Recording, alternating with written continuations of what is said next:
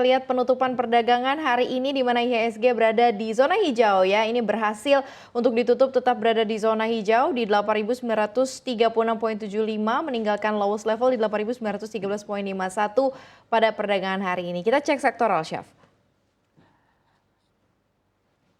Dari sektoral, finansial terkoreksi 1,07%, non-consumer terapresiasi 0,29%, perindustrian naik 0,12%, sementara konsumer naik cukup tinggi di 3,30%. Kita lihat pas sektor lain.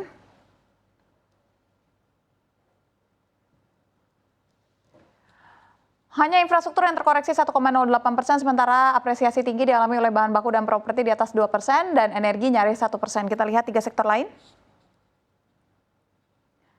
Dari tiga sektor lain, hanya teknologi yang terkoreksi 0,43%, sementara transportasi kesehatan naik 0,67 dan 1,31%.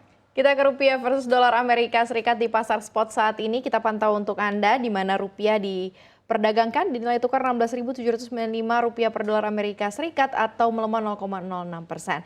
Sementara kita lihat posisi rupiah dan mata uang utama lainnya, di mana saat ini pun juga rupiah terpantau justru malah menguat terhadap Singapura dolar 0,04%, terhadap yen Jepang menguat 0,44%, dan terhadap euro juga menguat 0,05%.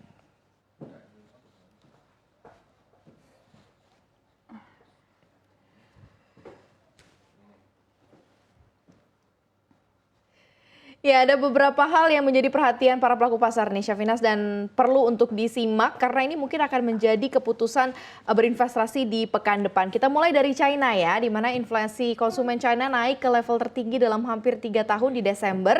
Ini juga didorong meningkatnya belanja menjelang libur tahun baru, di mana data Biro Statistik Nasional menunjukkan harga konsumen naik 0,8% secara tahunan. Ini sesuai dengan ekspektasi pasar yang lebih tinggi jika dibandingkan bulan sebelumnya. Nah, di sisi lain, deflasi di tingkat produsen juga masih berlanjut, harga produsen juga turun 1,9%. Ini menandai lebih dari 3 tahun tekanan deflasi yang mencerminkan lemahnya permintaan industri.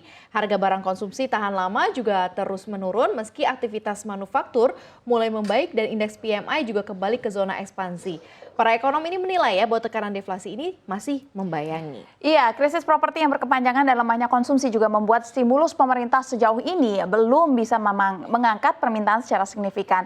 China diperkirakan tetap menghadapi tantangan besar menjaga pertumbuhan di tengah upaya mendorong konsumsi dan juga menstabilkan sektor properti. Dari China, kita lihat sentimen dari Amerika Serikat ya, di mana pasar tenaga kerja Amerika Serikat diperkirakan membaik secara moderat pada bulan Desember, memberikan harapan awal untuk 2026 meskipun belum cukup kuat ya. Kalau kita lihat data non-farm payroll ini diproyeksikan bertambah sekitar 73.000 lebih baik dibandingkan rata-rata pertumbuhan sepanjang 2025. Sementara tingkat pengangguran turun tipis ke 4,5%. Meski demikian, pasar tenaga kerja Amerika Serikat masih jauh dari kata solid. Sepanjang 2025 penciptaan lapangan kerja bergerak fluktuatif, bahkan beberapa bulan mencatatkan penurunan. Namun para ekonom menilai kondisi ini relatif stabil dan cukup tangguh. Federal Reserve sendiri mulai lebih fokus nih pada resiko pelemahan pasar tenaga kerja yang menjadi alasan dibalik 3 kali pemangkasan suku bunga. Pasar juga berharap kebijakan pelonggaran akan berlanjut untuk menopang perekrutan, terutama untuk di sektor-sektor yang sifatnya siklikal.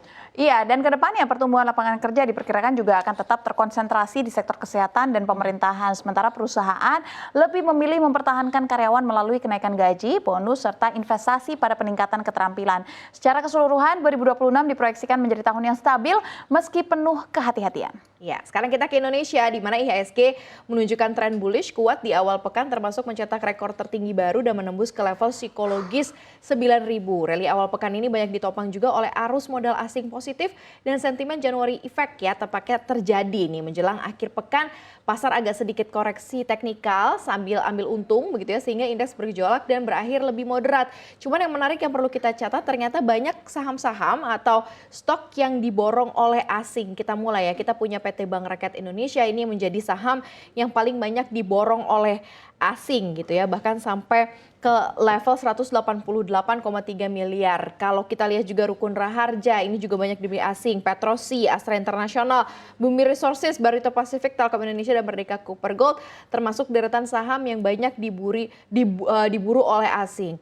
Nah, inilah yang menjadi salah satu sentimen penguat dari pergerakan IHSG, walaupun ya pastinya penguatan saham-saham ini membuat beberapa investor sudah melakukan profit taking. Nah, sementara kalau kita lihat dari nilai tukar rupiah terhadap dolar Amerika Serikat ini bergejolak sepanjang pekan, dimulai dari sekitar 16.970 sampai 17.000 di awal pekan lalu, ini sedikit menguat, ternyata di akhir pekan menjadi 16.780-an ya per dolar Amerika Serikat, seperti yang saat ini sedang terjadi juga.